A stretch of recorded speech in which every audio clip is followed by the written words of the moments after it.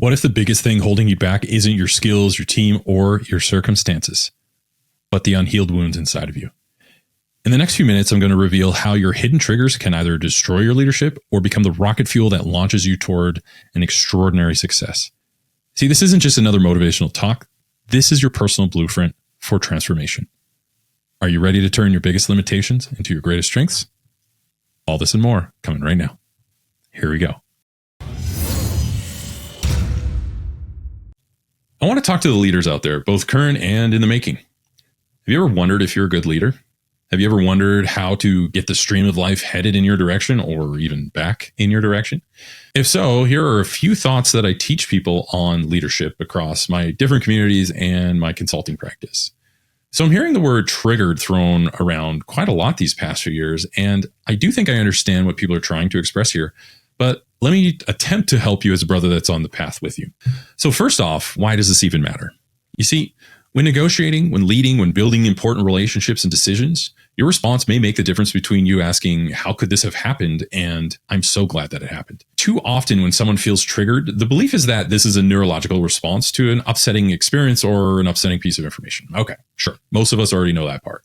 But if you can agree that your triggers point to your traumas, then perhaps there is something we can explore together to become better parents, friends, leaders, employees, and just better people down to our souls. So a triggering event is really never fun to experience, but perhaps a better understanding of what is happening inside of you can help you turn this into a moment of triumph as you go deep and explore inward. So let's break this down so we can use this to absolutely crush it in life. So when one is triggered, it does a couple of things. One, it exposes you to deeper parts of yourself that you may need to heal. And two, it stimulates the nervous system to anticipate the appropriate rations of sending internal resources, be it mental, physical, spiritual, or whatever. The nervous system has been shown that it is more anticipatory in nature. It takes information in, and your mind processes that information to make a decision to do whatever it needs to with that information. But here's the issue. If you have broken or unresolved pieces inside of you, that anticipation response gets wildly distorted, and therefore you end up dealing with a faulty response and worse, a faulty action. So let me give you an example. Let's say you're leading a team and someone is seemingly not performing to your standards. Too often leaders can fail or alienate their team or an entire company when this is observed. The observation triggers a response in the nervous system that says something needs to change. But what comes next is your mind comes back and asks, what and how will this change occur?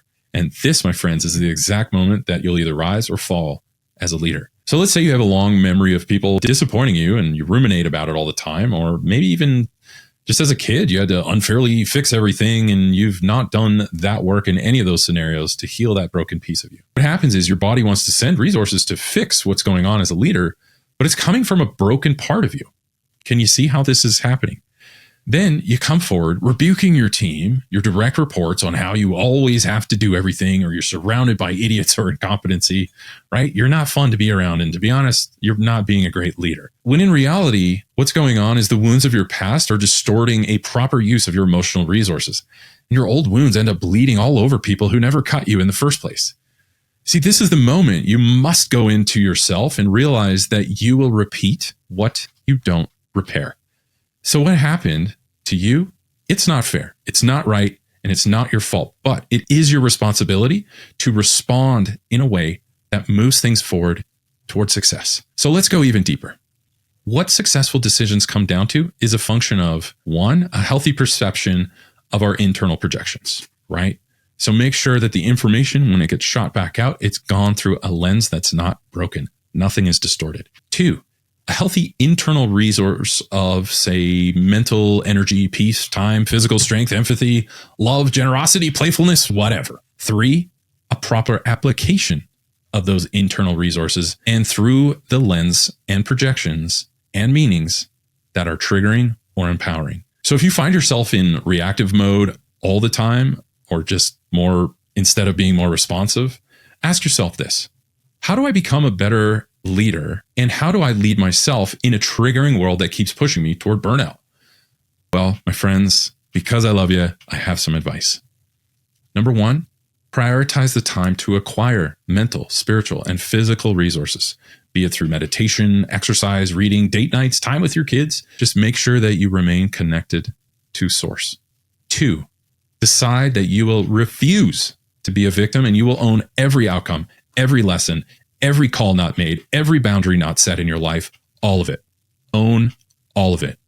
Number 3, commit to your own success by deciding that you'll work on projecting situations accurately so that your resources are properly leveraged to lead you and those that care for you toward victory. You see, this is all of our responsibility to heal and to be better leaders, not just for peace, but for your prosperity. Most of my greatest wins have come down to the smallest decisions that all came from a proper response and a rollout of internal resources that happened in a second or less. So if you aspire to be a great leader or just simply improve the quality of your life, stop playing the blame game and being a victim. Avoid this like the plague and just know that if the stream of life isn't going in the right direction, remember, quit trying to change the direction of the stream. A stream only adjusts its direction according to the ground on which it passes. So do the internal groundwork and watch the stream of success start running to you faster and more abundantly than you could have ever imagined. All right, that's enough from me. Leave your comments below. Let me know how you're doing the groundwork so the stream of life moves in your direction. You do these things and you too will be well on your way in your pursuit of making billions.